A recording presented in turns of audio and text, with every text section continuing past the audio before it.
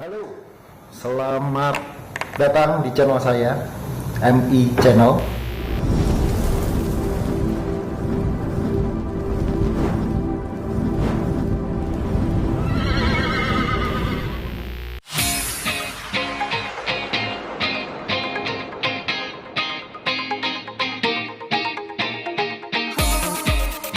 Salam kenal bagi yang belum kenal, saya dengan Effendi atau Muhammad Effendi. Sesuai dengan channel saya, singkatan dari nama saya, Muhammad Effendi Channel.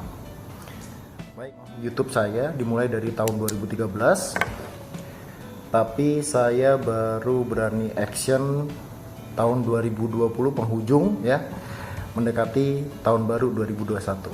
Semoga di tahun kedepannya saya bisa memproduksi video-video yang bermanfaat bagi kalian semua penonton setia MI Channel. Ini bisa menginspirasi, bisa membantu teman-teman entah itu HRD atau tenaga kerja, pekerja ya, terkait jaminan sosial. Oke. Nah, pantengin terus di channel saya.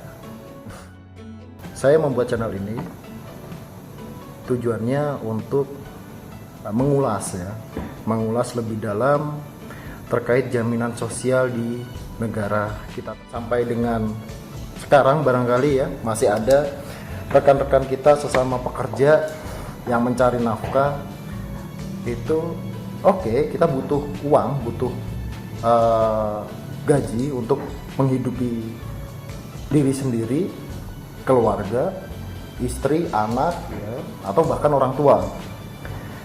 Tapi perlu diketahui juga bahwasanya kita kerja juga harusnya diberikan apresiasi dalam hal menafkahi ahli warisnya ketika meninggal dunia, membantu biaya pengobatan.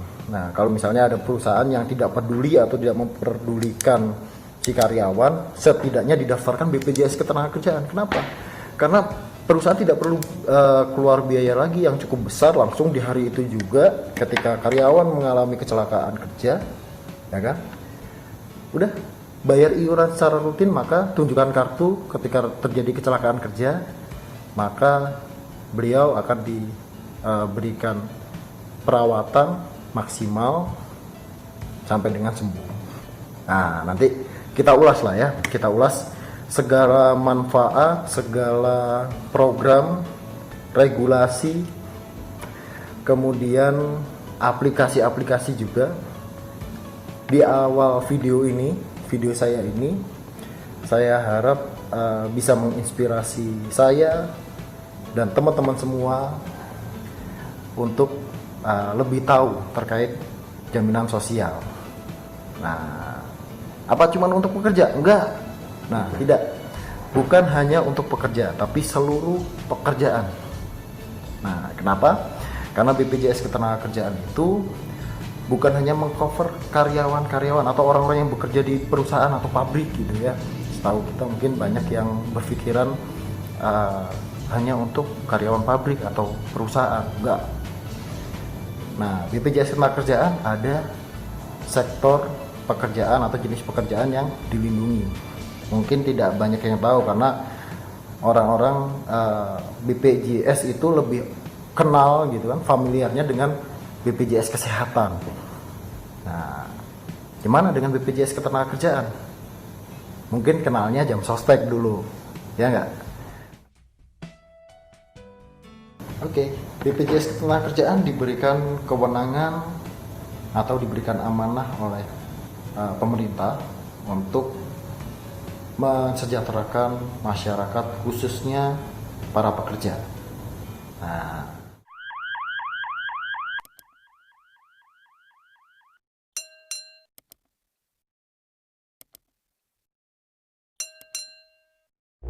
jadi memang BPJS itu dibagi dua. Nah, sama seperti halnya perbankan, namanya sama-sama nama bank. Ada Bank Mandiri, Bank BNI, Bank BCA, Bank BTN. Kalau kita bahas bank milik pemerintah, bisa yang tergabung dalam himpunan bank-bank milik negara atau Himbara. Itu ada Bank Mandiri, BTN, BNI ya, BNI. Nah, di situ sama-sama perbankan, tapi kenapa manajemennya beda? Nah, sama halnya dengan BPJS Kesehatan dan Ketenagakerjaan. Sama-sama BPJS, tapi pengelolaannya beda. Memang diberikan mandat sesuai dengan Undang-Undang Nomor 24 Tahun 2011, ya, bahwasanya BPJS Kesehatan yang tadinya Askas, ya, mengelola instrumen kesehatan. Jadi resiko-resiko yang timbul atas dirinya. Nah, sedangkan BPJS Ketenagakerjaan, resiko-resiko yang disebabkan karena pekerjaan, ya, ada ruda paksa, itu bisa kita lindungi atau bisa dilindungi oleh BPJS Ketenagakerjaan. BPJS Kesehatan sekali bayar untuk satu kartu keluarga. Ketenagakerjaan itu melindungi para pekerja, jadi hanya pekerja saja. Keluarganya gimana? Keluarganya dapat santunan, nah, atau ahli warisnya ya dapat santunan. Nah, memang yang bayar hanya pekerja, tapi yang mendapatkan manfaat bukan hanya pekerjanya, tapi juga keluarganya. Ketika si pekerja meninggal dunia, BPJS Ketenagakerjaan melindungi para pekerja berdasarkan segmen pekerjaannya. Ada 4 segmen pekerjaan, ya.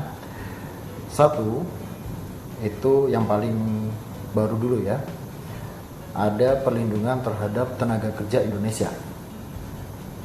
Ada perlindungan untuk tenaga kerja Indonesia, TKI atau TKW yang berangkat ke luar negeri. Kemudian ada juga program jasa konstruksi.